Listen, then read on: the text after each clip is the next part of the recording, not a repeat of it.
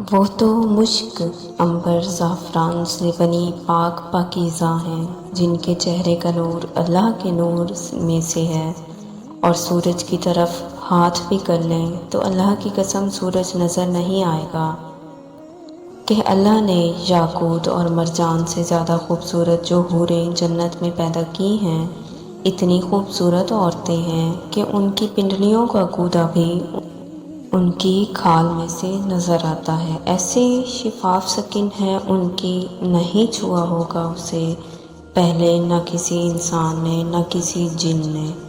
اللہ تعالیٰ نے ہزاروں قسم کی مخلوقات پیدا فرمائی تاکہ انسان اس سے مستفید ہو اور اللہ تعالیٰ کا شکر ادا کرے۔ مادی دنیا کے علاوہ بھی اللہ تعالیٰ نے مسلمانوں کے دل بہلانے والی مخلوقات کو پیدا فرمایا تاکہ دنیا کی تکالیف اور آزمائش سے تھکا ہارا بندہ جس نے اللہ کے حکم کے آگے اپنی تمام تر خواہشیں قربان کر دیں، اسے وہ مخلوق بطور انعام عطا کیا جائے۔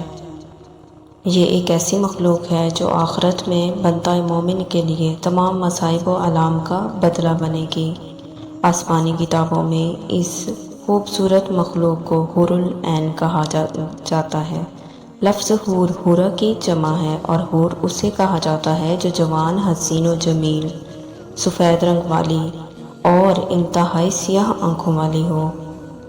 قرآن مجید میں کئی مقام پر ان حوروں کا ذکر ملتا ہے، جیسا کہ سورہ صفات میں اللہ تعالیٰ کا ارشاد ہے، نعمتوں والی جنت میں جنتی تختوں پر وہ ایک دوسرے کے سامنے بیٹھے ہوں گے، جہاں شراب کے جام کا ان پر زور چل رہا ہوگا، جو پینے میں شفاف اور لذیذ ہوگی، نہ اس سے سر درد ہوگا اور نہ اسے پینے سے وہ بہکے گا۔ اور ان کے پاس نیچی نظروں اور بڑی بڑی آنکھوں والی حوریں ہوں گی، ایسی نازک جیسے کہ انڈے کے نیچے چھپی ہوئی جھلی۔ اسی طرح سورہ رحمان میں ارشاد ہوا، وہاں یعنی جنت میں نیچی نگاہوں والی حوریں ہیں جن کو پہلے کسی جن و انس نے ہاتھ نہیں لگایا، وہ ایسی ہوں گی جیسے چمکتے ہوئے ہیرے اور موتی۔ گویا حور ایک ایسی جنتی مخلوق ہے جسے دنیاوی مثالوں سے سمجھنا اور اس کی جسمانی بناوٹ و خصوصیات کو بیان کرنا مشکل ہے، جسے اب تک نہ کسی انسان نے دیکھا اور نہ چھوا ہے۔ جنت میں یہ مخلوق مومن کے لیے انعام اور بدلہ ہوگی۔ احادیث پاک میں نبی کریم صلی اللہ علیہ وآلہ وسلم نے ارشاد فرمایا ہے کہ حوروں کی آنکھیں اس موتی کی طرح ہوں گی جو سپی میں ہو اور اسے کسی انسان نے نہ چھوا ہو۔ اللہ نے حور العین کو زعفران سے تخلیق کیا ہے۔ اللہ تعالیٰ نے ان کے چہروں کو نور اور جسم کو ریشم کا لباس پہنائے گا اور ان کے جسم حیران کر دینے والے ہوں گے۔ اگر حوروں کی جسمانی بناوٹ کی بات کریں تو روایتوں سے پتہ چلتا ہے کہ حور کو پاؤں کی انگلیوں سے گھٹنوں تک زعفران سے بنایا گیا، سینے سے گردن تک چمکدار عنبر سے بنایا گیا، گردن سے سر تک کا حصہ سفید کافور سے تخلیق کیا گیا، اور ان کے بال خوشبودار کستوری کے ہیں۔ جب وہ سامنے آتی ہیں تو ان کا چہرہ زبردست نور سے چمک اٹھتا ہے، جسے دنیا والوں کے لیے سورج چمکتا ہے، اور ان کی کمر کا اندرونی حصہ لباس اور جلد کی باریکی کی وجہ سے دکھائی دیتا ہے۔ اگر کوئی حور اپنی ہتھیلیوں کو آسمان اور زمین کے درمیان ظاہر کر دے تو تمام مخلوقات اس کے حسن کی دیوانی ہو جائے گی، اور اگر وہ اپنا چہرہ ظاہر کر دے تو آسمان اور زمین کے درمیان موجود تمام چیزیں جگمگا اٹھیں گی۔ ایک روایت کے مطابق جنت الفردوس اور جنت العدن کے درمیان میں ایسی حوریں موجود ہیں جو جنت کے گلابوں سے پیدا کی گئی ہیں۔ وہ کبھی سوتی نہیں، کبھی حاملہ نہیں ہوں گی، نہ انہیں حیض آتی ہے اور نہ وہ کبھی بیمار پڑتی ہیں۔ حوروں کی بھی کئی اقسام اور نسلیں ہیں، اور جنت کے الگ الگ درجوں میں مختلف اقسام کی حوریں رہتی ہیں۔ جیسا کہ حضرت ابن عباس نے فرمایا کہ جنت میں ایک نہر ہے جس کا نام بیدق ہے، اس نہر کے نیچے حوریں اگتی ہیں اور خوبصورت آواز میں قرآن مجید کی تلاوت کرتی ہیں اور اللہ کی حمد و ثنا میں مشغول رہتی ہیں۔ جنت میں جنتی جب اس نہر کے پاس پہنچیں گے تو ان حوروں سے ہاتھ ملائیں گے، اور جب مرد کسی حور کی کلائی کو چھوئے گا تو وہ حور اس مرد کے پیچھے چل پڑے گی اور اس کی جگہ دوسری حور اگائے گی۔ اسی طرح جنت میں موجود مختلف اقسام کی حوروں کا مختلف جنتی نام ہے، مثلاً خیرہ اور عینہ نامی حور جن کا ذکر روایات میں آتا ہے کہ ان کے ارد گرد 70,000 خدمتگار لڑکیاں پھرتی ہیں، اور جو خود پرہیزگار جنتی کو جنت میں ڈھونڈتی پھرتی ہیں۔ حور جنت کی ایک ایسی نعمت ہے جو ادنا سے ادنا شخص جنتی شخص کو عطا کی جائے گی، جیسا کہ حضرت ابن عمر نے بیان کیا ہے کہ ایک ادنا درجے کے جنتی کو بھی 1000 محل دیے جائیں گے، اور ہر 2 محلوں کے درمیان 1000 سال کا فاصلہ ہوگا۔ ہر محل میں حور عین ہوں گی۔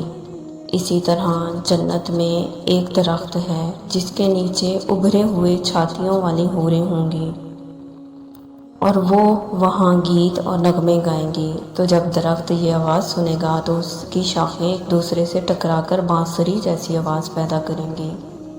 اسی طرح روایتوں کے مطابق جب کوئی جنتی شخص کسی حور سے ہم بستری کرے گا تو اس کی شہوت 70 سالوں تک اس کے جسم میں گردش کرتی رہے گی، جس سے وہ لذت پاتا رہے گا۔ جب وہ حورین سے صحبت کر لیں گے تو وہ دوبارہ پاک اور کنواری ہو جائیں گی۔ حوروں کا تصور دین اسلام میں کوئی نیا تصور نہیں، بلکہ دنیا کے کئی مذاہب اور آسمانی کتابوں میں دوشیزہ عورتوں کا ذکر ملتا ہے جو موت کے بعد انسان کو ملے گی۔ مثلاً قدیم یونانی اساطیروں میں نیمس نامی ایک جوان اور خوبصورت مخلوق کا ذکر ملتا ہے۔ گریک میتھنالوجی کے مطابق نیمس ہزاروں سال تک زندہ رہتی ہیں اور کبھی بوڑھی نہیں ہوتی۔ نیمس کو مقدس روح بھی کہا گیا ہے، جنہیں ویوز دیوتا کی بیٹیاں قرار دیا گیا ہے، اور جو کوہ اولمپس میں دیوتاؤں کی خدمت کرتی ہیں۔ اگر قدیم فارس کی بات کریں تو ایرانی افسانوں میں بھی حوروں سے مثل ایک مخلوق کا ذکر ملتا ہے۔ گاتھاؤں کے مطابق انسانوں کے تمام اچھے اعمال اور نیکی ایک خوبصورت حسینہ کے روپ میں تبدیل ہو جاتی ہے، جسے ڈیانا کہا گیا ہے۔ ڈیانا ایک خوبصورت اور پرکشش لباس پہننے والی عورت ہے۔ جس انسان کی موت ہوتی ہے تو اس کی موت کی چوتھی صبح کو اسے بطور انعام ملتی ہے، جو 15 سال کی ایک خوبصورت لڑکی کے روپ میں ظاہر ہوتی ہے اور اسے اپنے ساتھ جنت میں لے جاتی ہے۔ اسی طرح ہندو مذہب کی مقدس کتاب ودھ مہا بھارت اور پرانوں میں ایسی عورتوں کا ذکر ملتا ہے جنہیں اپسرا کہا گیا ہے۔ یہ عورتوں اندر دیوتا کی سورگ یعنی جنت میں رہتی ہیں اور لوگوں کا دل بہلاتی ہیں۔ مہابھارت کے مطابق سورگ ایک خوبصورت جھیل موجود ہے جہاں سنہری اور خوبصورت اپسرائیں رہتی ہیں، اور سورگ میں رہنے والے انسان کو 1000 خوبصورت اپسرائیں ملیں گی۔ پراشر اسمرتی میں لکھا ہے کہ اگر کوئی انسان جنگ کرتے ہوئے مارا جائے تو سورگ کی کئی کنواری لڑکیوں کے ساتھ اسے صحبت کرنے کا موقع ملے گا۔